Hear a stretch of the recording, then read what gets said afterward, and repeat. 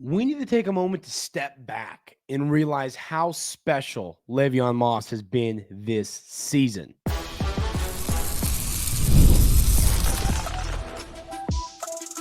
You are Locked On Aggies, your daily podcast on the Texas A&M Aggies, part of the Locked On Podcast Network, your team every day. Welcome on into Locked On Aggies. I'm your host, Andrew Stefaniak. Thanks for making Locked On Aggies your first listen every single day.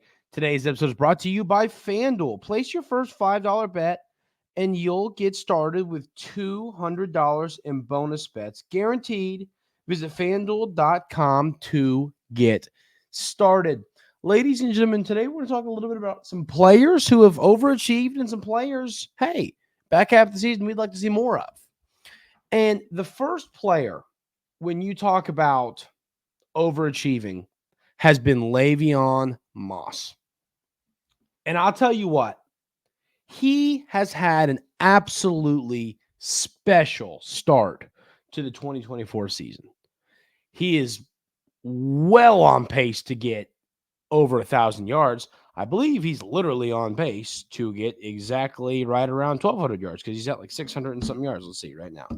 He has 609 yards, so he is on pace for, I guess that'd be 1,218 yards. Is that right? If that's right, you want to be very impressed with your favorite podcast host because he is not a mathematician. Boom. I know it wasn't rocket science math, but I'm proud of myself. So, when Rueben Owens got hurt in the offseason, guys, I was concerned. I was really genuinely concerned. And I knew how good Le'Veon Moss was, but I thought that 1-2 punch of Le'Veon Moss and Rueben Owens was going to be special. Not to say that it wouldn't have been, because it would have been. But this is kind of giving Le'Veon Moss the opportunity to just kind of cook on his own. You know what I mean? I mean, he hasn't had to deal with, obviously, Amari Daniels has 57 carries compared to Le'Veon Moss's 88, but it's very clear this is Le'Veon Moss's backfield. And I'll tell you one thing. I still am a believer that you need to run Le'Veon Moss more. The dude is averaging 6.9 yards per carry. It's a very nice number. And, but the point here is, why is he not? I would feed him the rock. Last year at Kansas State, in Coach Klein's offense, he had the main guy, and then they had a solid RB2. I still believe Amari Daniels is a solid RB2, and he's running for 4.3 yards a carry. It's not awful. He's had some games where he hasn't been efficient, and he's had some games where he's been great. Speaking to Amari Daniels. So I still think I would feed Le'Veon Moss more. And we've discussed this at one point last week for a minute or two. And I'm not saying 25 carries a game. I'm not saying giving him that kind of workload. But I'd give him 18, maybe 20, in that 16 to 20 range. He needs to have that many carries every game. He's averaging almost 7 yards a carry. You need to give him the football as much as humanly possible. He just looks great with the ball in his hands. But, I think you could argue obviously statistically, yes, but I think he's been the best running back in the SEC. He's been really darn good. And y'all know I was huge on Rueben Owens in the offseason. And I knew it was going to be a two-headed monster had he stayed healthy, that being Rueben Owens.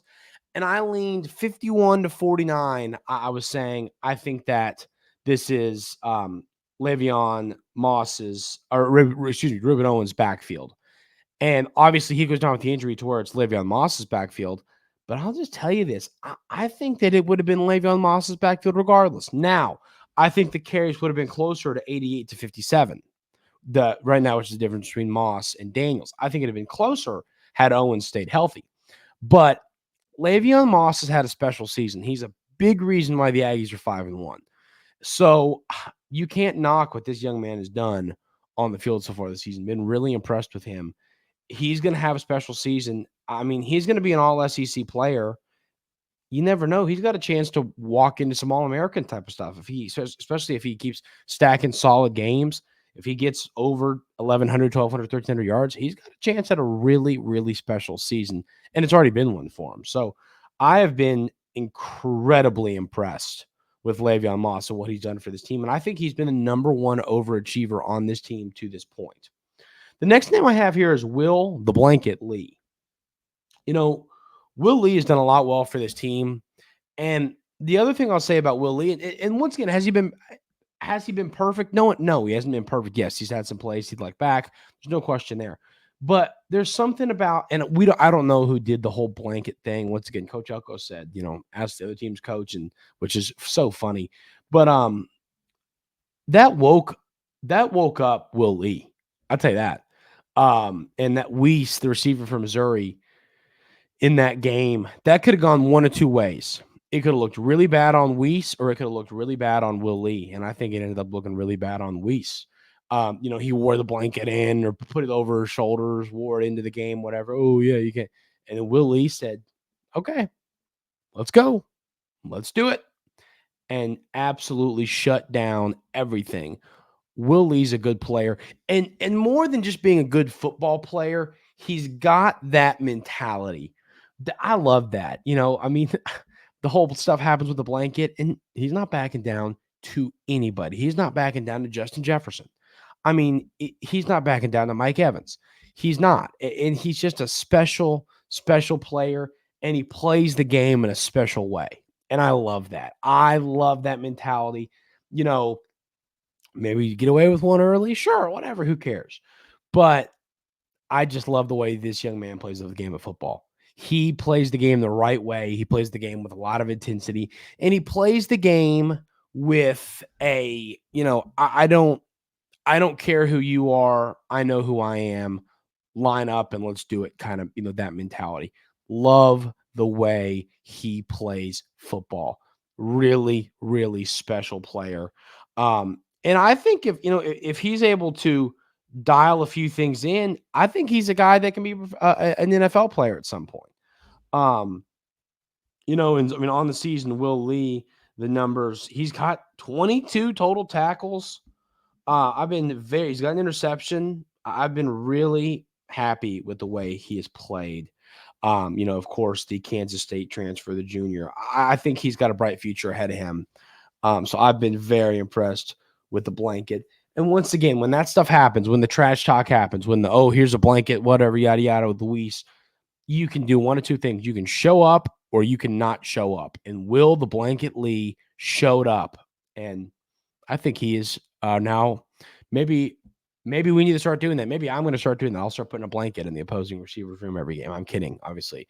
That was a really funny story, though, by the way, ladies and gentlemen. I can't believe I hadn't brought that up more than a half. But, stuff like that special. I talk about pregame narratives a lot and stuff with, you never want to talk too much trash. You never want to talk. You don't want to talk a ton of trash. And I get that. And this wasn't Will Lee talking trash, but someone talked trash. It lit a fire under Weiss, and Will Lee didn't care and outplayed him. That's cool. The fire was lit under Weiss. He had that extra motivation. And Will Lee said, I don't care. I'm going to shut you down. You're a solid SEC receiver, and I'm better. Watch. Let's go. Strap up the laces. Here we go. And that's really special. I want to talk about something for 1 minute before we move on to segment 2. I've got more players to talk about and some players that got to step up a little bit. But, I want to talk about yesterday's conversation about the Texas game. Y'all got to kind of understand my thought process behind talking about that. I'm not out here trying to jinx anything we're just talking football. It's the bye week. I really don't think people, it's fun to talk about some more long-term conversations. Can this team make a playoff run? Can this team beat Texas? We're getting ready to talk a little bit about what it would take to make an SEC championship game. These are the conversations. We're not going to talk about Mississippi State for 2 weeks. It's just, we'll talk about Mississippi State next week. I just wanted to have some kind of big picture conversations like this, like the Greg and Coach Elko and stuff like that. I wasn't talking about Texas to get clicks or get views. I saw a comment like that. It's not really what I was out here trying to do. I'm just trying to have more different topics rather than stretching out, hey, we play Mississippi State for 10 episodes. I just didn't think that would be as enjoyable. So that was my thought process behind that. So just wanted to reiterate that. saw a lot of comments, people saying, well, why are we talking about this? I just want to tell you all my reasoning behind it. So I've got some more players that we're going to talk about, perhaps a whole position group rather than just one player, and then some receivers that I think need to step up just a little bit. And we'll have that conversation coming up right here on Locked On Aggies. But first, I got to tell you about our friends over at Game Time. And once again, ladies and gentlemen, those who listen to Locked On Aggies, you everydayers here, every time I talk about Game Time, y'all see that little giddy look on my face because I love telling people about the Game Time app. I really, really do. Anytime buddies are buying tickets to anything, family members are buying tickets to anything, I'm saying, hey, use Game Time. Please save yourself some money, find the best seats available. I love the way the app works. And once again, I always talk about my favorite feature of this app is how you can look and see exactly what your seat looks like, whether it's at a concert, whether it's at a sporting event. I love that feature of the Game Time app. It's super easy to use. It's super fun to find your tickets that way. I love the Game Time app. And once again, I recommend it to literally anybody who is buying tickets to any kind of event. Take the guesswork out of buying tickets with Game Time. Download the Game Time app, create an account, and use code LOCKEDONCollege for $20 off your first purchase. Terms apply. Again, create an account or redeem code LOCKEDONCOLLEGE for $20 off. Download Game Time today. What time is it? Game time.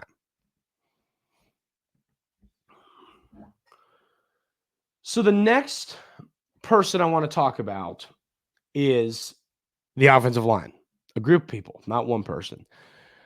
Heading into the season, if y'all remember, one of my, here's how this season goes really well. Here's how this season goes really poorly. And one of those topics for me was the offensive line has to show up. If the offensive line didn't show up, if they really didn't make the move like we expected them to, if they weren't as good, last year, and we discussed this, the offensive line is just not, it was just not good last year. And that was problematic. And it was really hard to overcome that. It was hard for Connor Wigman and Max Johnson and Jalen Henderson to move the football. And we said, if, when we talked about it, if you can't fix that, it's going to be really, really hard to be successful this season. We discussed that a lot. And we talked about how I don't need this offensive line to be elite. I just need it to be solid. And, solid, we were talking, okay, there's elite, there's solid, there's good, there's bad, there's levels to this. It's it's a scale. And to me, I think that this offensive line has fallen on they're good. I mean, I think Texas A&M quarterbacks have been sacked a total of, I think it's 7 times. And how many of those came against Notre Dame? Didn't a few of them come again? Let's see. Maybe it was more than I thought. It felt like more than I thought. Okay, here we go. Against Notre Dame. Why is it not letting me see this? Oh, here it is. Oh, was it only really one of them? I don't know why I thought it felt like it was more. Felt like it was more. But felt like it was a million. But point being, this offensive line's been good.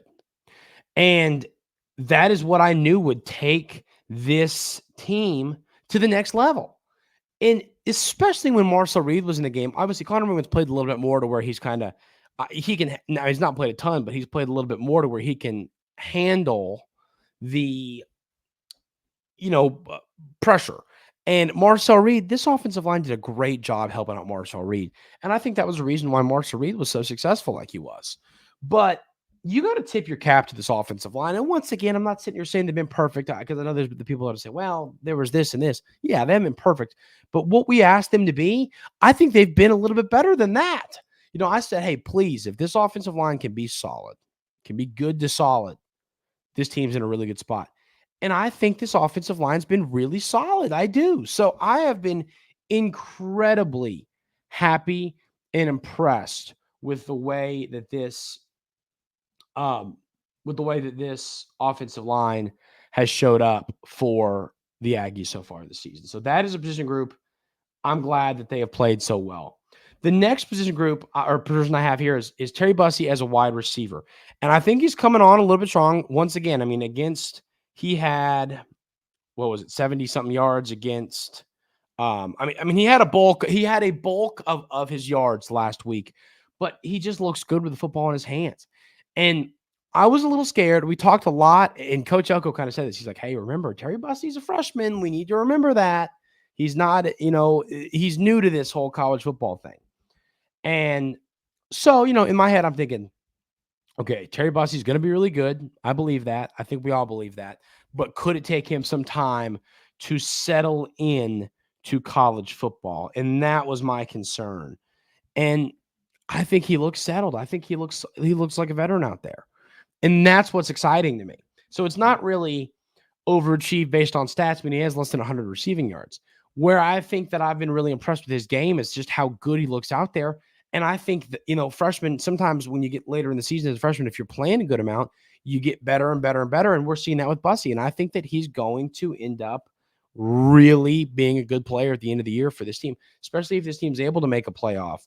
You are going to have a player in Terry Bussey, who I think is going to help this team out a lot when you get to the Auburn and Texas games on your schedule. So that is thoroughly, thoroughly exciting. The next thing that I have, or player I have here, is the punter, Tyler White. And I know that every time I talk a little bit about punting, people are like, well, who cares? It's punting. I don't care. Get it? That's fair if that's your take. Tyler White has helped this team win football games.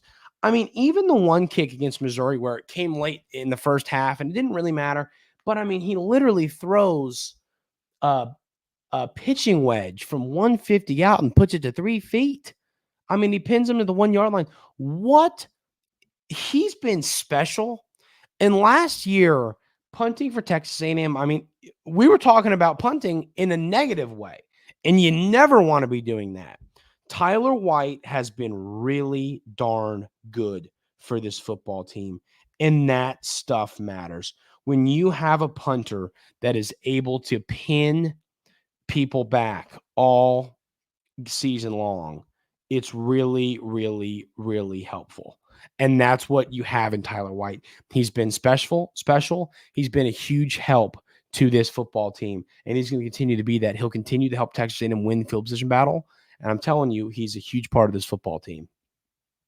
The two guys that I think need to get going a little bit more, and one I wrote down is Moose. And I'll tell you this, and I'll be honest with you, Moose might just kind of be done here. I mean, you've got Barber, you've got Allen, you've got obviously you've got Noah Thomas, you've got a lot of players here, and I don't know. I just feel like he's doing the silly things on the field that are hurting the team. So I'm going to say he's the guy that needs to get going, but in all honesty, maybe he's just not going to help this team out a ton.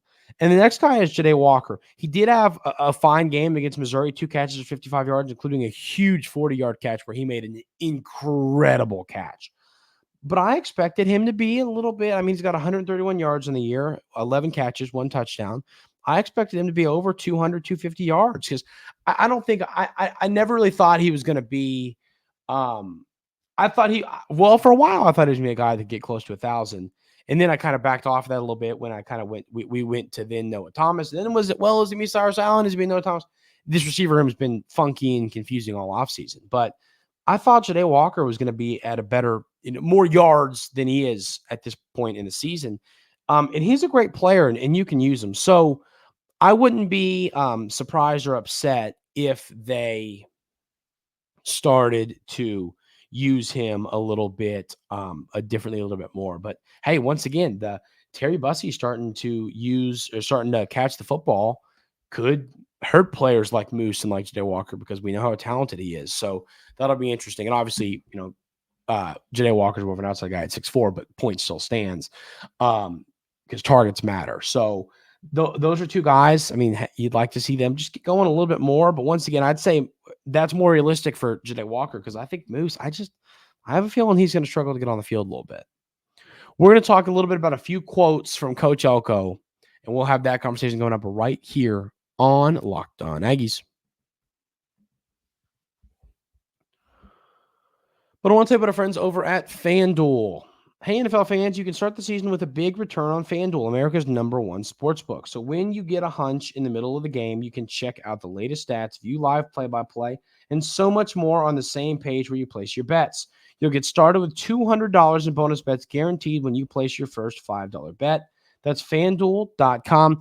Once again, ladies and gentlemen, tonight is the night where me and my buddies go to a local a bar and we get dinner, and we always bet the first touchdown scorer for the Thursday night football game. 49ers Seahawks tonight, going to be a fun one. Can't wait to go do that. And where are we going to be betting on that? Only on FanDuel. So go do the same. I think it's going to be Brandon Ayuk. I think he is due. That's my thought there. So go check that out. Love FanDuel. Go give them a look.